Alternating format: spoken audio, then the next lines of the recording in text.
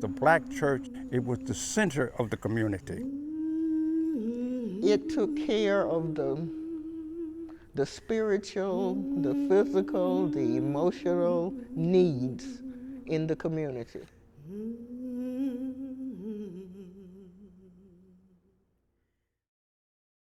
Our ancestors, who were slaves at historic Brattonsville, worshiped at Bethesda Presbyterian Church with their owners.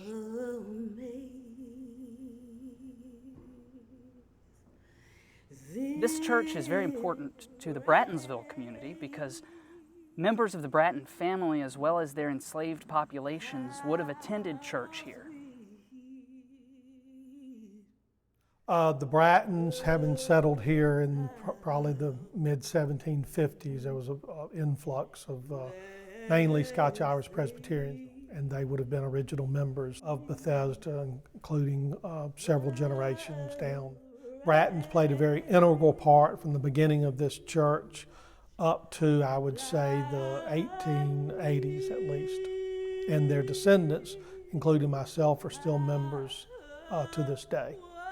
John Simpson Bratton's wife, Harriet Rainey, she then took over, at his death, she took over the Bratton farm plantation, very prominent lady in the church and the community. The wrought iron fence is from the 1870s, and that was given by Harriet Rainey Bratton. As far as African Americans, our records are a little sketchy, although we do have members being baptized and actually becoming members of the church. You know, they were considered part of the church, but of course it was segregation and separate. Most of the slaves worshiped from the balcony. There were a few who worshiped downstairs in the sanctuary with their owners because there was a need for them to take care of their owner. This current building was built in 1820. We're here in the gallery, and that is where the enslaved members of Bethesda would have sat.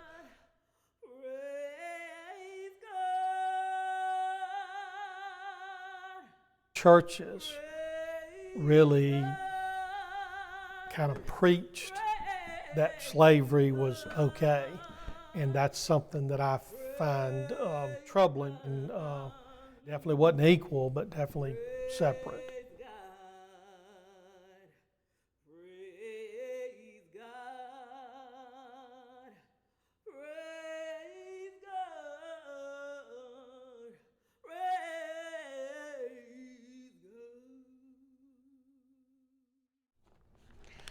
Mount Zion was founded in 1863, and they started in a brush arbor.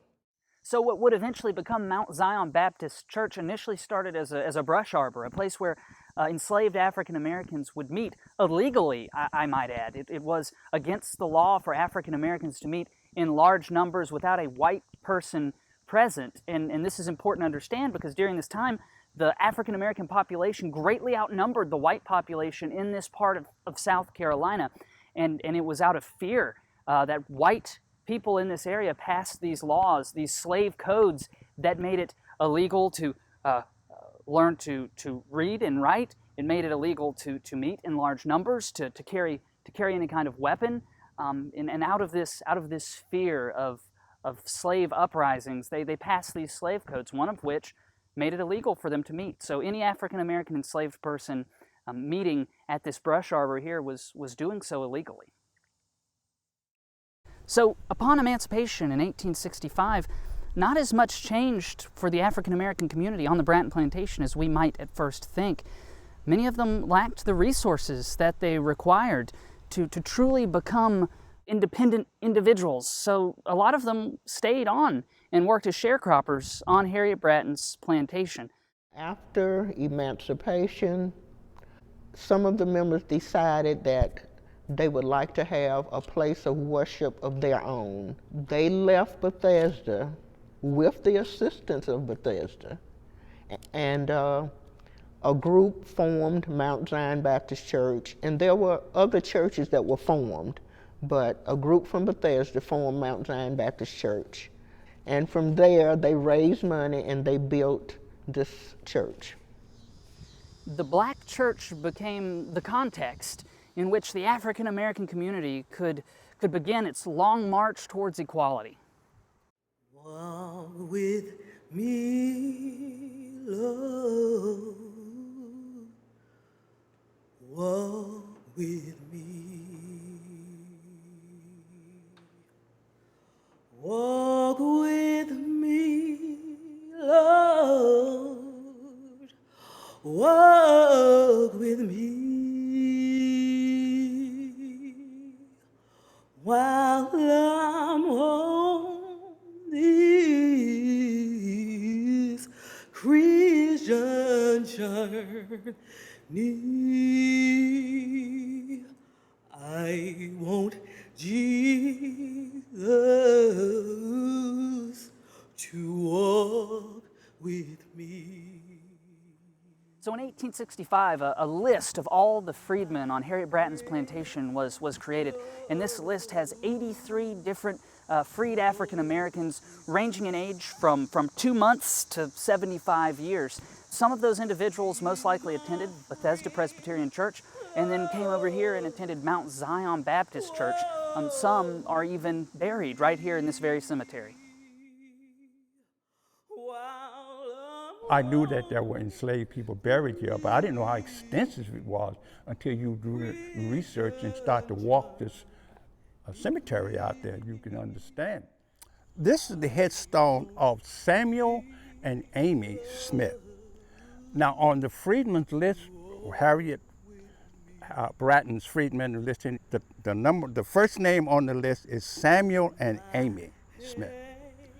Now, Samuel Smith, surname Smith, instead of Bratton, because he was used as payment to John Simpson Bratton, that the Smith man from plantation owed him some money, something like $163 and change, I think, and he didn't have the money, so he paid in Samuel. Samuel was a skilled man, carpenter, blacksmith, but when the slaves were freed in Emancipation, he preferred to go back to his old master's name, Smith, instead of taking Bratton, because that was automatic. Whatever plantation you were on last with enslaved people, that's the name that you were given or that you took. But his is Smith. And many people in the Smith family didn't know that, and I didn't know that for years. I knew they were from Brattonsville, but I didn't know why they were Smith. So Samuel and Amy Smith stands out because they had the list. And their headstone is right here, like so many other enslaved people from Brattonsville that are buried here. And I'm tied into Brattonsville through my grandmother, who was Fanny Crawford, married Lawson Cathcart. And my grandmother Fanny was born at Brattonsville 1878. Her mother Lila, who was the one who was enslaved here in 1865, 23 years old, with 2 children at that time, Daniel and Matilda. Dan was 4, Matilda was 10 months. But I was told orally that they stayed on at Brattonsville and sharecropped approximately 9 years. The first relatives to worship here of mine were my paternal great-grandparents. Most of my family members were involved in one ministry or another. My maternal grandfather was a trustee. My mother was an usher. I am a Sunday school teacher. The people in the New Zion community, at one point they decided that they had enough people in their community to build a church, so they left Mount Zion and they built New Zion.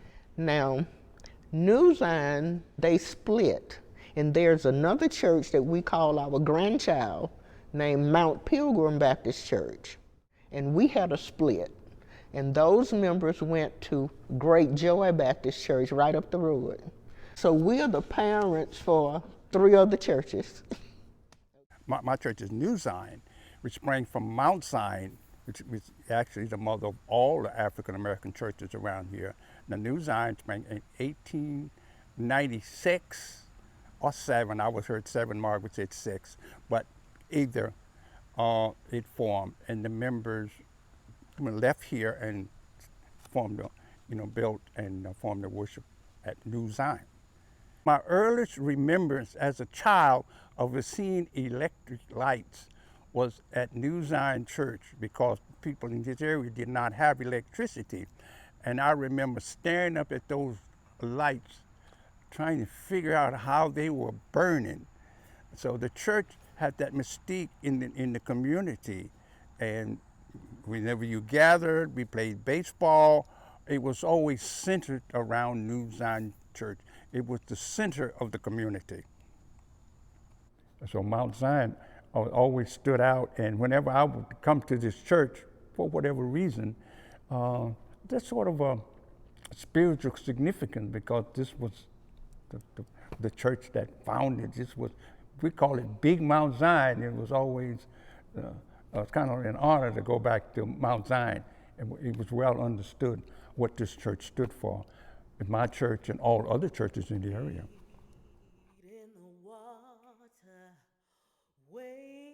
When I was growing up, the black church was sort of the hub of the community. It took care of the spiritual, the physical, the emotional needs in the community. Before 1888, there were no schools for black kids, and Mount Zion had a 2-room school. It taught from 1st through 8th grades, I think it was. It's the one institution that has, persevered, that has continued throughout the years. And it at one time was, as I said, was the center of the community. If you had a meeting, your organization, it was always done at the church. And if you look back to the civil rights movement, it was the center of the church, where the center where they meet. It was the black church that was the center of meeting and organization. You organized at the church. The black church still play an important part, but not as much as it used to when I was growing up.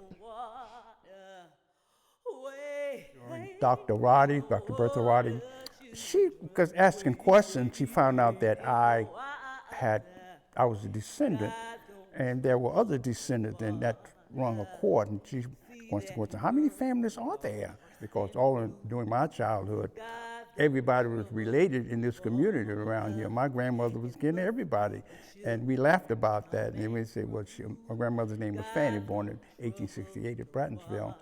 And they either called her Cousin Fanny or Aunt Fanny, and we laughed at, why is my grandmother kin to so many people? Because of those Brattonsville and the number of enslaved that they have. And we did a little research, and we came up with 7 families: Bratton, Crawford, Feaster, which is pronounced different, the same thing, Laurie, Moore, Smith, and Thompson. And that's just a few. The overwhelming effort to get African Americans involved in a plantation effort is not easy. And we've been struggling with that for years, Margaret and I. And I'm not the only one in my family that's related to Lila. I'm no more kin than they are. But because of that stigma and their association with that plantation, and it makes it difficult for them to participate. Growing up, we heard it orally from our, aunts and things about the people who were from there. Uncle Dan, my grandmother's brother, we knew very specifically, his name was Dan Bratton. And my mom would talk to him about that, and he passed on information to her. The rest of them would not discuss it that much. Had it been discussed more openly, I think I would have been more informed about it and wouldn't have to do so much digging and research after they were gone. I would have been able to confront them personally, since they were old enough to have memory of things. Just like my grandfather, of course, had very vivid memory of 1865 when Emancipation. He was 7 years old, and he recalled it very clearly. And before he died, my brother and I spent time with us, and he would relate stories to us. One of the things that I've come to understand since I've been involved in this program is how deeply connected, and Lisa Bratton bears witness, and Margaret too, once you get involved, you become driven because you see your responsibility to those ancestors and you think differently. You see them as being human, you see them as being in need of our standing our ground and representing them. So I'm proud to stand up for my great-grandmother Lila. I'm proud for any one of them, and I feel a sense of duty, a sense of purpose. Mm-hmm.